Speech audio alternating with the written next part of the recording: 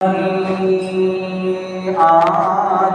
کوئی صدیق سا ایمان پیدا کر، عمر فاروق سا کوئی جری انسان پیدا کر، جہاں پہ گم حیا ہو وہاں میرے مولا عثمان پیدا کر، علی المرتضیٰ شیر خدا کی آن پیدا کر۔ نہایت واجب الاحترام قابل صد احترام بزرگوں بھائیوں، قرآن کریم فرقان حمید کی سورہ بقرہ پہلا سپارہ، اس کی آیت نمبر 136 تلاوت کرنے کی سعادت حاصل کی ہے۔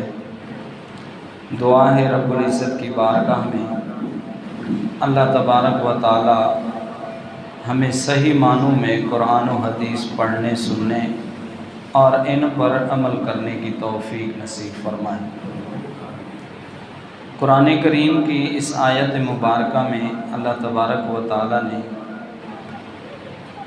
فرمایا فَإِنْ آمَنُوا، اگر وہ بھی یوں ہی ایمان لیں، مَا آمَنْتُمْ بِهِ فَقَدِ اهْتَدَوْا، جیسے تم لائے تو وہ ہدایت پا جائیں گے۔ یعنی صحابہ کرام رضوان اللہ اجمعین جیسے ایمان لائے، اگر تم ویسے ایمان لاؤ تو سب جو ہے ہدایت پا جائیں گے۔ وَإِن تَوَلَّوْا، اگر منہ پھیریں گے، فَإِنَّمَا هُمْ فِي شِقَاقٍ، تو وہ کھلم کھلی ضد میں ہیں۔ فَسَيَكْفِيكَهُمُ اللَّهُ، اے محبوب ان قریب اللہ ان کی طرف سے تمہیں کفایت کرے گا۔ وَهُوَ السَّمِيعُ الْعَلِيمُ، اور وہ سننے والا جاننے والا ہے۔ آج 18 ذی الحج ہے، اور 18 ذی الحج کو خلیفہ ثالث نبی پاک صلی اللہ علیہ وسلم کے دوہرے داماد حضرت عثمان غنی رضی اللہ تعالیٰ عنہ کی شہادت کا دن ہے، اور جو قرآن کریم کی آیت مبارکہ تلاوت کی گئی ہے، یہ وہی قرآن کریم کی آیت ہے جس پر ان کا خون کا قطرہ پہلا گرا تھا، اور قرآن کریم نے ان کے خون کو محفوظ کر لیا۔ حضرت عثمان رضی اللہ تعالیٰ عنہ تیسرے خلیفہ ہیں۔ سب سے پہلے خلیفہ حضرت ابو بکر صدیق رضی اللہ تعالیٰ عنہ ہیں، جن کو نبی پاک صلی اللہ علیہ وسلم نے اپنی زندگی مبارک میں فرمایا مروا ابا بکر فلیصلی، ابو بکر کو کہو میری طرف سے نماز پڑھائیں، جب آپ بیمار تھے۔ ان کے بعد حضرت عمر فاروق خلیفہ بنے، ان کے بعد حضرت عثمان غنی رضی اللہ تعالیٰ عنہ خلیفہ بنے۔ حضرت عثمان غنی رضی اللہ تعالیٰ عنہ کو نبی پاک صلی اللہ علیہ وسلم نے بشارت دی تھی، آپ کو خلافت کا تاج پہنایا جائے گا، لیکن فتنے اٹھیں گے، وہ آپ نے تاج نہیں اتارے۔ اگر آپ تاج اتار دو گے، خلافت والا لباس اتار دو گے، تو یہ اسلام پر ایک دھبا ہوگا۔ اس لیے حضرت عثمان غنی رضی اللہ تعالیٰ عنہ جب آپ مسجد نبوی میں تشریف لائے جمعہ کی نماز پڑھانے کے لیے، اور آپ خطبہ دینے لگے، اس وقت عربی میں ہی خطبہ ہوتا تھا، یہ نبی پاک صلی اللہ علیہ وسلم کی جو تقریر ہے، آپ نے ایسے عصا مبارک پکڑا ہوا تھا اور خطبہ دینے لگے تو بلوائی 4 آدمی اٹھ کھڑے ہوئے خطبے میں۔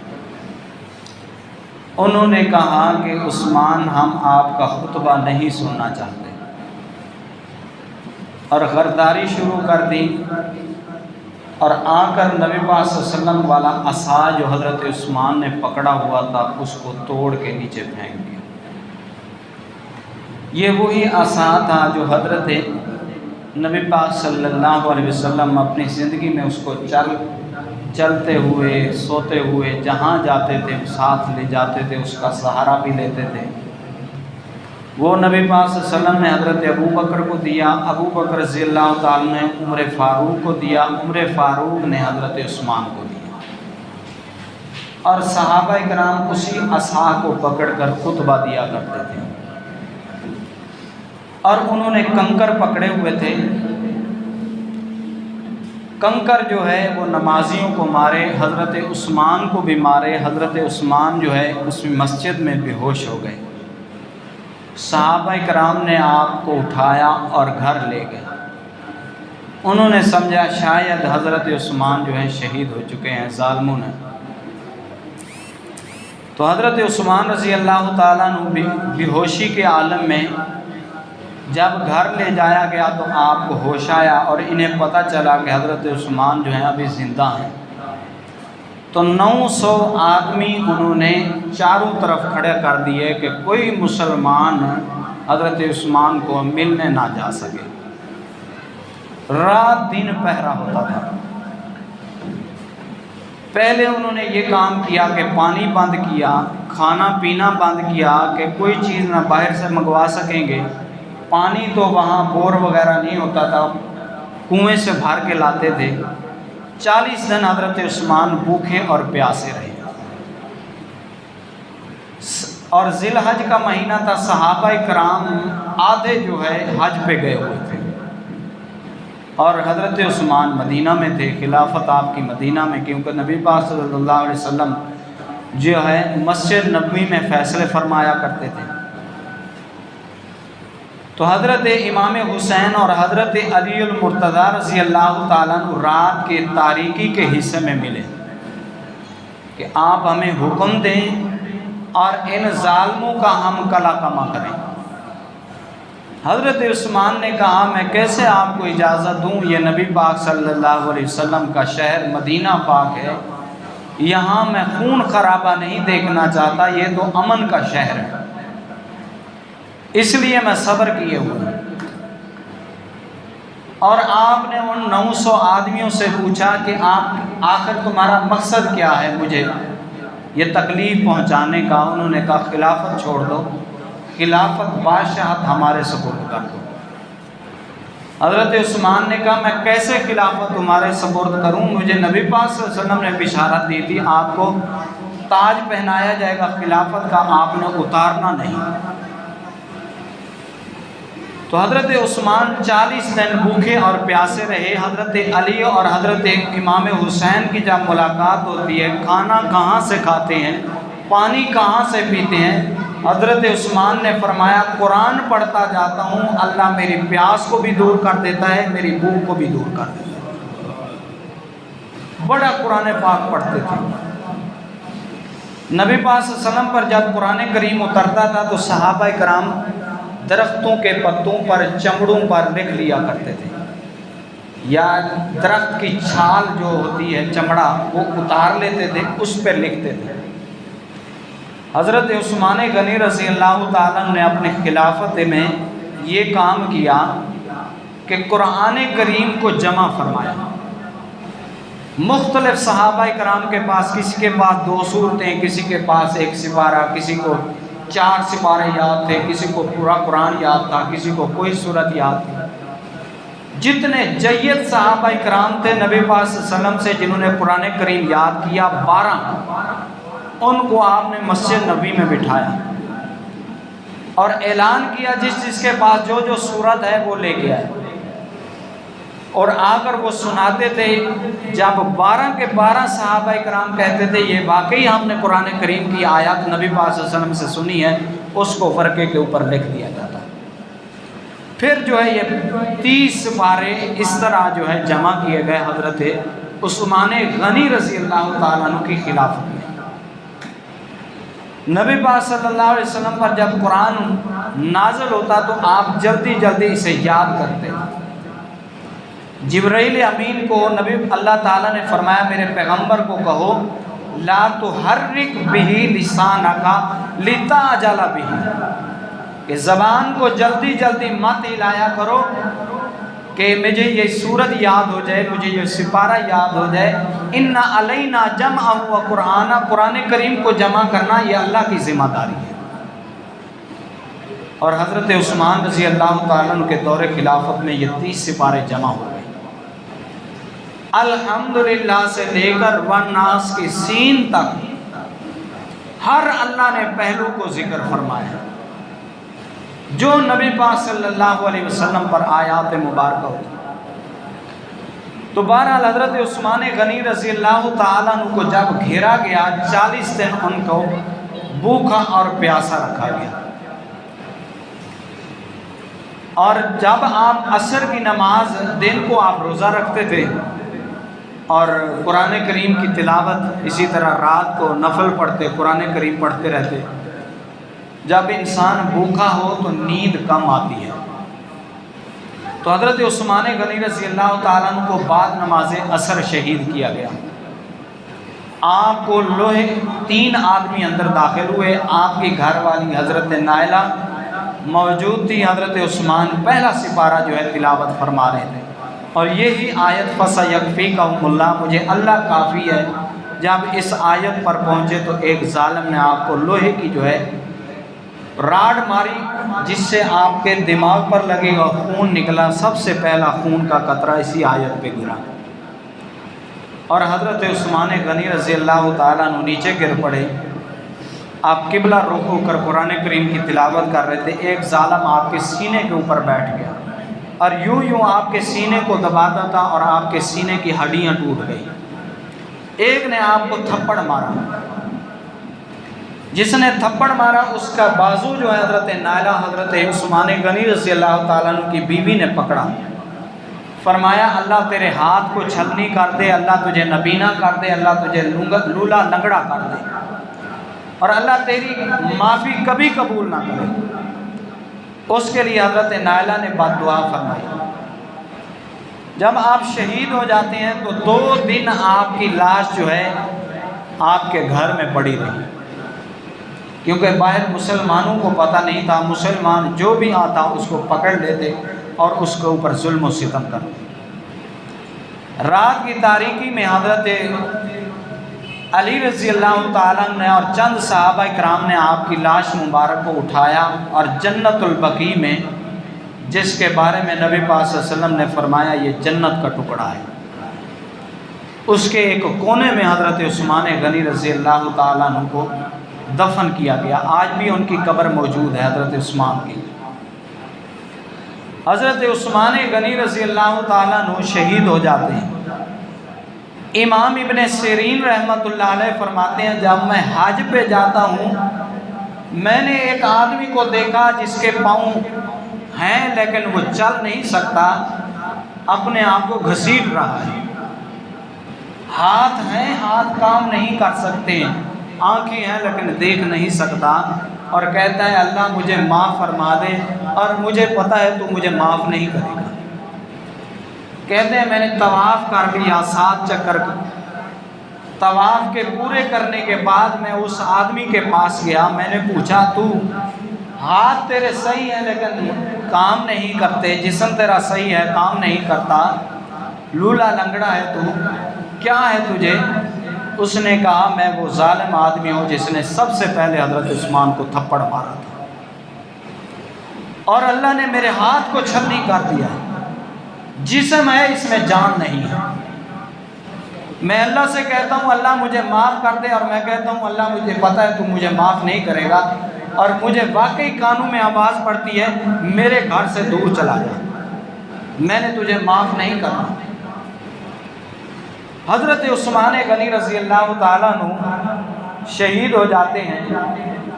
نبی پاک صلی اللہ علیہ وسلم کو ان سے بڑی محبت تھی۔ جب آپ نے حضرت فاطمہ الزہرا کا نکاح کیا حضرت علی رضی اللہ تعالیٰ عنہ کے ساتھ، آپ نے فرمایا علی نکاح ہو گیا ہے، آپ یہ اپنی جو ہے تلوار اس کو بازار میں بیچ کے آؤ، اور بیچنے کے بعد اس کے جو خرچہ ہو اس کا ولیمہ کرو۔ حضرت عثمان بھی بیٹھے ہوئے تھے محفل کے اندر، کیونکہ یہ بھی گواہ تھے نکاح کے۔ حضرت علی رضی اللہ تعالیٰ عنہ بازار میں جاتے ہیں، حضرت عثمان پیچھے جاتے ہیں اور پوچھا ان سے یہ تلوار کتنے کی ہے؟ انہوں نے کہا 10 درہم کی۔ آپ نے 10 درہم کی وہ تلوار بھی دی اور تلوار بھی واپس کی، 10 درہم بھی دیے، فرمایا جاؤ ولیمہ کرو۔ اور حضرت علی رضی اللہ تعالیٰ نے دوسرے دن ولیمہ کیا، تلوار بھی واپس آ جاتی ہے، 10 درہم بھی مل جاتے ہیں، خرچہ جو ہے ولیمے کا حضرت عثمان غنی رضی اللہ تعالیٰ نے کیا۔ سب سے زیادہ مکہ پاک میں امیر یہ صحابی تھے، اور سب سے زیادہ غزوہ خیبر کے موقع پر 900 اونٹ اللہ کی راہ میں دیا، 100 گھوڑا، 10 کلو سونا اللہ کی راہ میں دیا۔ اور جب آپ اسلام نہیں لائے تھے اس وقت مشرکین کی جو عورتیں تھیں جب اپنے بچے کو لوری دیتی تھی تو کہتی تھی اے اللہ ہمارے بچے کو عثمان جیسا بنانا، بڑے سخی تھے۔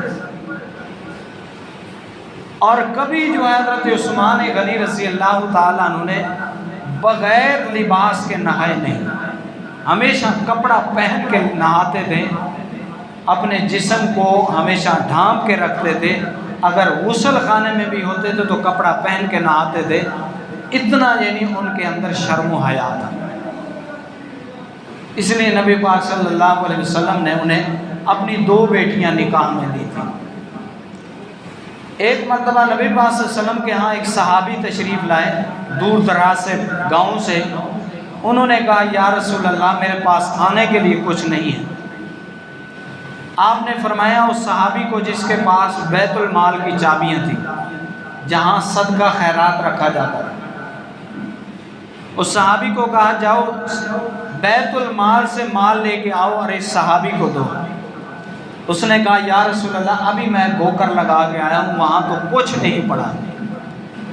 آپ نے فرمایا پھر عثمان کے گھر چلا جا، ایک صحابی کو بھیجا۔ جب وہ صحابی حضرت عثمان کے گھر جاتے ہیں، حضرت عثمان اپنی گھر والی سے اونچی آواز سے بول رہے تھے کہ تو نے رات دیا چلایا ہے اور اس میں جو دھاگا ڈالا ہے وہ موٹا ڈالا ہے، اگر تو باریک ڈالتی تو دوسرے دن بھی ہمارا تیل چل جاتا۔ موٹا دھاگا ڈالا ہے، اس نے تیل کو زیادہ چوسا ہے، اس لیے وہ رات کے اندر ختم ہو گیا۔ وہ صحابی واپس آ جاتے ہیں اور نبی پاک صلی اللہ علیہ وسلم کو کہتے ہیں وہ تو تیل کے بارے میں اپنی بیوی سے لڑ رہے ہیں اور انہوں نے مجھے کیا دینا ہے، فرمایا جاؤ تم۔ انہوں نے دروازہ کٹکھٹایا، حضرت عثمان باہر آئے۔ حضرت عثمان غنی رضی اللہ تعالیٰ نے پوچھا جی، فرمایا یا رسول اللہ صلی اللہ علیہ وسلم نے بھیجا ہے اور اس طرح میں سوالی بن کے آیا ہوں۔ گئے گھر سے 200 دینار اٹھا کے سونے کے سکے اسے دے دیے۔ اس صحابی نے کہا میں نے آپ کی لڑائی سنی ہے باہر، تو حضرت عثمان غنی رضی اللہ تعالیٰ نے فرمایا جو انسان اپنے اوپر خرچ کرتا ہے اس کا اللہ حساب لے گا، اور جو اللہ کی راہ میں دیا جاتا ہے کل قیامت کے دن بندہ اپنے رب سے حساب لے گا کہ یا اللہ میں نے تیری راہ میں اتنے پیسے دیے تھے اور خالص تیری رضا کے لیے دیے تھے، اللہ اس کو دگنا چگنا کر کے اس کا اجر و ثواب عطا فرمائے گا۔ قرآن کریم میں بھی اللہ تعالیٰ نے فرمایا فضول خرچی نہ کرو۔ بہرحال حضرت عثمان غنی رضی اللہ تعالیٰ عنہ بڑے متقی انسان تھے، تقوی طہارت اتنا تھا حضرت عثمان غنی رضی اللہ تعالیٰ عنہ کا کہ رقیق القلب تھے، یعنی نرم دل والے تھے۔ حضرت ابوبکر صدیق رضی اللہ تعالیٰ عنہ نے انہیں اسلام کی دعوت دی۔ ابھی آپ سمجھا رہے تھے، نبی پاک صلی اللہ علیہ وسلم تشریف لے آئے تو نبی پاک صلی اللہ علیہ وسلم نے فرمایا واقعی اللہ تعالیٰ نے مجھے اپنا رسول بنا کر بھیجا ہے۔ حضرت عثمان غنی رضی اللہ تعالیٰ نے وہیں بیٹھے جو ہے کلمہ پڑھ لیا۔ کلمہ پڑھنے کے بعد مسلمان ہو جاتے ہیں۔ سب سے زیادہ اسلام کو جس کے مال نے نفع دیا ہے وہ حضرت عثمان کا مال ہے۔ اس لیے حضرت میرے آقا صلی اللہ علیہ وسلم فرمایا کرتے تھے اللہ مال دے لیکن سخاوت عثمان جیسی ہو، کہ انسان سخاوت کرے تو حضرت عثمان جیسی کرے۔ آج بھی سعودی حکومت کے پاس ان کا اکاؤنٹ چل رہا ہے اور آج تک کتنے سال ہو گئے ہیں جو حضرت عثمان غنی رضی اللہ تعالیٰ نے رفاہی کام کیے، لوگوں کی جو ہے تکلیف کو دور کرنے کے لیے، لوگوں کی مدد کے لیے آج بھی وہ سلسلہ جو ہے چلا آ رہا ہے، اور وہ پیسے آج بھی لوگوں پر خرچ کیے جاتے ہیں۔ اللہ ہمیں بھی مال دے، اور لیکن مال ایسا ہو کہ ہمارے اندر سخاوت حضرت عثمان جیسی ہو۔ آج ان کی شہادت کا دن ہے، حضرت عثمان غنی رضی اللہ تعالیٰ عنہ کی۔ نبی پاک صلی اللہ علیہ وسلم سفید گھوڑے پر تشریف لائے۔ حضرت عباس رضی اللہ تعالیٰ نے پوچھا، ایسے آپ کو گلے لگایا، یا رسول اللہ کہاں جا رہے ہیں؟ فرمایا میں عثمان کو لینے جا رہا ہوں، اللہ نے ان کی جنت میں افطاری کا بندوبست کیا۔ بعد نماز عصر شہید ہو جاتے ہیں، شہید ہونے کے بعد مغرب کے ٹائم روزہ کھلتا ہے، اور پہلے وہ رب کے پاس پہنچ گئے۔ اللہ تعالی ہمیں عمل کرنے کی توفیق نصیب فرمائے۔ وآخر دعوانا الحمدللہ۔